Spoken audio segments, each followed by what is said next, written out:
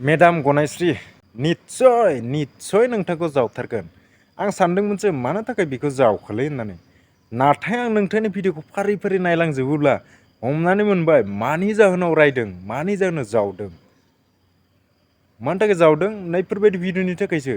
आं भिडिअ'खौबो देखायनोनो लाजिलायनाय मोनदों। ओरैबायदि बा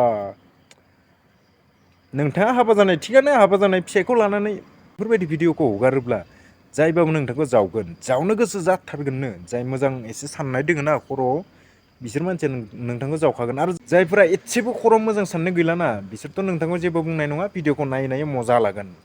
कमेन्ट हरगोन, बायदिसिना माबा माबि लिरना हरगोन, शेयार खालामना होगोन भिडिअ'खौ, लाइक खालामगोन, बेफोरबायदि मिथिबायना? जाय सुबुङा ना खर'आव एसेब्लाबो मोजां साननाय दोङो नोंथांखौ निस्सय जावखागोन, निस्सय जावगोन। आंबो नुनानै एसे रागा जोंनो ओंखारखाबाय। बेनिखायसो आं भिडिअ'खौ बानायबाय। भिडिअ' बानायला होनना सानदोंमोन आं।